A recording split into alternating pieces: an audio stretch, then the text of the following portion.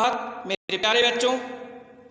मैं आपके समक्ष आज एक नई वीडियो के साथ पुनः उपस्थित हुआ हूँ। आपने मेरे पिछले वीडियो में चिट्ठियों की अनूठी दुनिया पाठ की पिछली कहानी को पढ़ा, जिसमें आपने यह सीखा था कि हमारे जीवन में पत्रों का क्या महत्व है। पत्रों के विकास के लिए लेखक ने बताया था कि विश्व डाक संघ के द्वारा क्या क्या प्रयास किए गए। उसी की आज अगली कड़ी में लेखक कहता है कि आपको इस संसार में कोई ऐसा नहीं मिलेगा, आपको इस संसार में कोई ऐसा नहीं मिलेगा जिसने अपनी ज़िंदगी में कभी किसी को पत्र ना लिखा हो और या ना लिखवाया हो। जैसा कि आप जानते हैं कि प्राचीन काल में अधिकतर लोग साक्षर नहीं हुआ करते थे।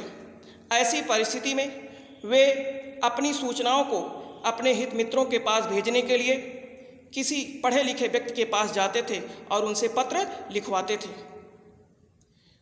और पत्र का इंतज़ार ना किया हो। पत्रों का इंतज़ार तो बहुत ही बेचैनी से किया जाता है।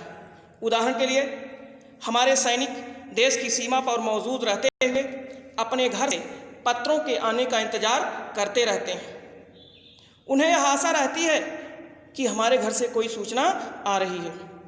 इससे बढ़िया और मनोहर सुंदर उदाहरण और कोई नहीं मिल सकता। एक उदाहरण, प्राचीन काल में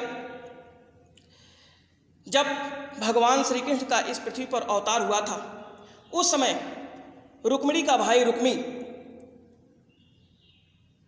उनका विवाह एक असुर शिशुपाल से करना चाहता था, परंतु रुक्मिणी शिशुपाल को पसंद नहीं करती थी।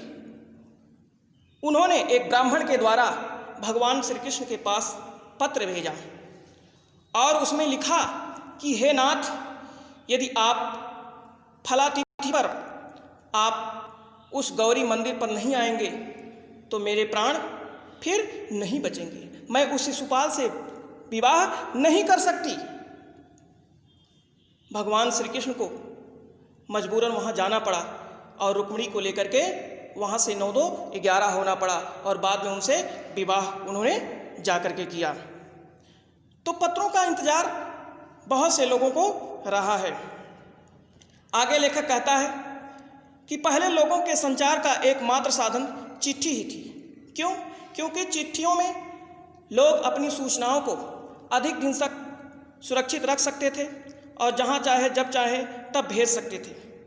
लेकिन आज अनेक तरह के संसाधन हमारे पास उपलब्ध हो गए हैं, जैसे mobile phone, telephone, email, WhatsApp इत्यादि। लेकिन एक समय था जब चिट्ठियाँ ही एकमात्र साधन थी, जो बहुत से लोग अपने पूर्वजों की चिट्ठियों को संभाल करके भी धरोहर के रूप में रखे हैं। उन्हें यह लगता है कि इन चिट्ठियों में हमारे पुरखों की यादें छिपी हुई हैं, तो इसलिए उन चिट्ठियों को लोग धरोहर के रूप में संभाल करके रखे हुए हैं। लेखक उसी की अगली कड़ी में कहता है कि बड़े बड़े लेखक, पत्रकार, व्यापारी, कवि, प्रशासक, सन्यासी एवं किसान, इन सब की पत्र रचनाएं अपने आप में एक खोज का विषय हैं, एक अनुसंधान का विषय हैं। उदाहरण के लिए गोस्वामी तुलसीदास जी के द्वारा लिखा गया एक पत्र, जिसको हम विनय पत्रिका के नाम से जानते हैं। इस पत्र में उन्होंने अपनी व्यथा भगवान राम को लिखी है, तो वह आज लोगों के लिए अनुसंधान का विषय है।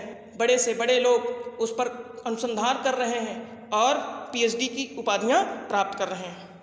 इसके अलावा इन सब में से किसी के द्वारा लिखे गए पत्रों को पढ़ेंगे तो हम जान पाएंगे कि वह ज़माना कैसा था और उस समय में किस तरह से कार्य हुआ करते थे।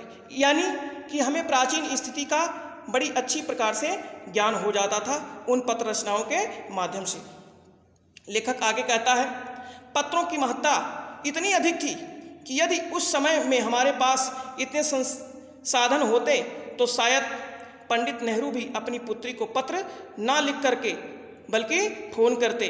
और पंडित नेहरू के द्वारा अपनी पुत्री इंदिरा गांधी को लिखे पत्र पुस्तक के रूप में सहेज कर रखे गए हैं, जिन्हें आज भी पाठक पढ़ करके एक प्रेरणा प्राप्त करते हैं। तो उस समय पंडित जवाहरलाल नेहरू ने अपने पत्रों के माध्यम से अपनी पुत्री को पत्र लिखा, अपनी सूचनाओं को प्रेषित करने के लिए पत्र लिखा। तो वह पत्र पिता का पत्र पुत्री के नाम से भी जाना जाता था। और ख़ास बात यह है कि पत्र को अधिक दिन तक सुरक्षित रखा जा सकता है, जबकि अन्य जो आधुनिकतम साधन हैं इनको अधिक दिन तक सुरक्षित नहीं रखा जा सकता है। तो बच्चों, आज आपने क्या सीखा? चलते हैं कुछ बहुविकल्पीय प्रश्नों पर। प्रश्न नंबर 1, पंडित नेहरू द्वारा इंदिरा गांधी को लिखे गए पत्र किस नाम से प्रसिद्ध हैं? पंडित नेहरू द्वारा इंदिरा गांधी को लिखे गए पत्र किस नाम से प्रसिद्ध हैं? आपके विकल्प हैं का पिता के पत्र पुत्री के नाम, ख पिता के पत्र कृष्णा के नाम, ग पिता के पत्र पुत्री के नाम, घ इनमें से कोई नहीं। तो बच्चों, आपने अनुमान लगा लिया होगा कि आपका कौन सा विकल्प सही है। आपका विकल्प ग सही है, पिता के पत्र पुत्री के नाम, चूँकि पंडित जवाहरलाल नेहरू इंदिरा गांधी के पिता थे। हम अगले प्रश्न पर बढ़ते हैं। प्रश्न नंबर 2, प्राचीन काल में लोगों के संदेशों को भेजने का इकलौता साधन क्या था? प्राचीन काल में लोगों के संदेशों को भेजने का इकलौता साधन क्या था? आपके विकल्प हैं का मोबाइल फ़ोन, ख चिट्ठियाँ, ग फैक्स, घ ईमेल। तो आपने अनुमान लगा लिया होगा। आपका विकल्प ख सही है, चिट्ठियाँ। प्राचीन काल में चिट्ठियों के द्वारा ही हम अपने संदेशों को भेजते थे, ना कि उस समय हमारे पास मोबाइल या आधुनिकतम साधन थे। हम अगले प्रश्न पर बढ़ते हैं। प्रश्न नंबर 3, बड़े बड़े लेखकों, पत्रकारों, उद्यमियों, कवियों, प्रशासकों, सन्यासियों या किसानों की पत्र रचनाएं हमारे लिए अनुसंधान का विषय क्यों हैं? आपके विकल्प हैं का क्योंकि इससे हमें प्राचीन समय की स्थिति का ज्ञान होता है, ख क्योंकि इससे हमें नवीन स्थिति का ज्ञान होता है, ग क्योंकि इससे हमें किसी भी समय का ज्ञान नहीं होता है, घ इनमें से कोई नहीं। तो आपने अनुमान लगा लिया होगा कि आपका कौन सा विकल्प सही है। आपका विकल्प का सही है, क्योंकि इससे हमें प्राचीन समय की स्थिति का ज्ञान होता था कि उस समय के लोग कैसे रहते थे, कैसे उनके क्रियाकलाप होते थे। तो हमें प्राचीन समय की स्थिति का ज्ञान होता था उनके पत्रों के माध्यम से। हम अगले प्रश्न पर बढ़ते हैं। प्रश्न नंबर 4, प्रशासक शब्द में कौन सा उपसर्ग लगा हुआ है? प्रशासक शब्द में कौन सा उपसर्ग लगा हुआ है? आपके विकल्प हैं क, प्र, ख, परा, ग, परि, घ, सक। आपने अनुमान लगा लिया होगा।